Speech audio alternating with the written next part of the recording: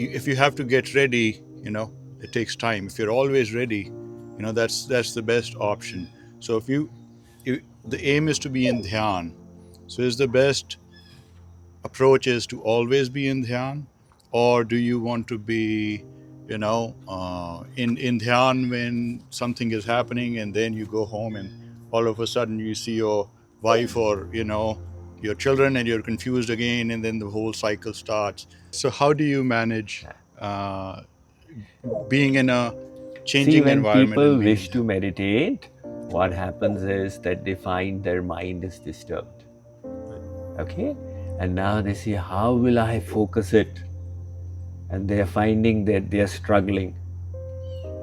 Then the knowledge to be added here is, it's not just what you are doing during those minutes of meditation, but what you did through the day. Because that affects your mind, the resting state of the mind. If you were careful through the day, you'd find it easier to bring it to focus in your meditation. So you are very right that you want to keep control over your mind throughout. Now that is not called dhyan, that is called awareness. Okay, dhyan or meditation is a concentrated, intense effort that you are doing in isolation. And through the day, you're not doing dhyan, you're staying in awareness. Awareness means you are retaining the knowledge that you had gathered. You are retaining awareness of your higher purpose.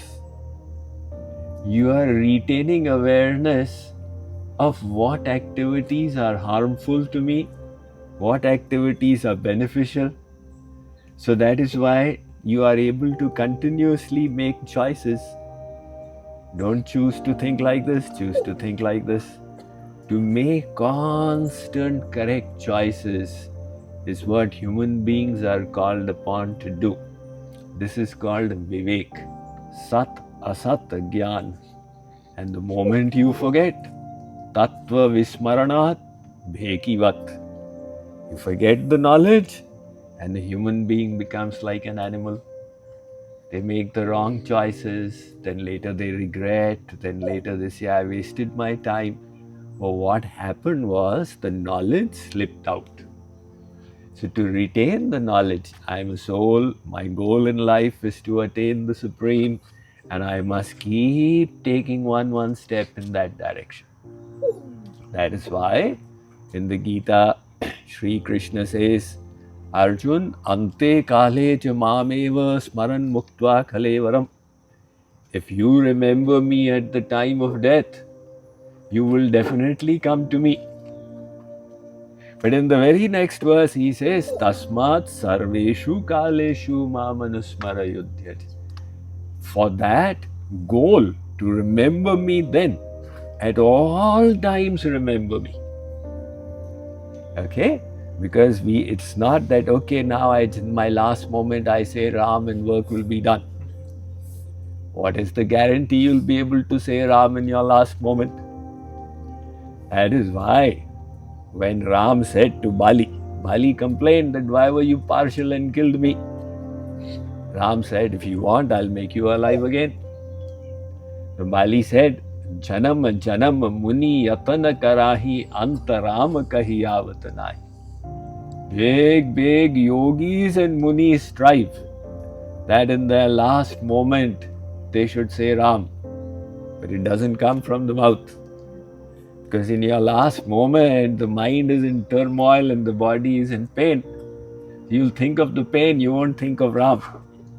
If you want to be able to think of Ram, you have to practice it all through your life. Right? So, sarveshu kaleshu, at all times, practice your knowledge. At all times, retain awareness of that knowledge and act from your higher self. So the lower self is ever ready, it's hiding there. Can I become angry? Can I become lazy? Can I desire the lower things? And you have to keep suppressing it. And then it becomes easier and easier and easier. And a little child wants to lift 50 pounds, oh my God. But then as a grown-up, he can do it easily, right? So likewise, initially the practice is difficult, then it becomes easier, then it becomes even easier. First thing you want to do is to stabilize your consciousness in the divine. So the moment you get up, even before you get out of bed, you just sit down and take your mind to the feet of God. Okay, because when you get up, your mind is empty. It's a clean slate. This is the time to plant remembrance of God into it. It'll be easy. It'll be the first thing you do in the day, and it'll assist you through the day. You take care of the first 15 minutes of the day, and that will help you throughout. Of course, it doesn't suffice, but it will be one big leap forward. Now, if you wish to add to it, you go ahead and do 1 hour of sadhana. That is what is recommended. For 1 hour, you stabilize your mind in God. Okay, so it's just like if you pour milk into the water, it gets diluted. But if you keep the milk separate from the water and transform it into yogurt and churn it and extract butter, now the butter has the power to challenge the water. Like the milk is your mind, like the water is the world. Your mind is unable to challenge the world. The mind is getting distracted. So keep it separate for a little while and transform it. Immerse it in God. And then you will see that even when you are doing your daily chores, you are able to retain a higher state of consciousness. Guruji, for this, do you recommend that we take the name of God or do we meditate? There are so many ways of doing bhakti. Taking the name of God is the most common of them. So many acharyas recommended it.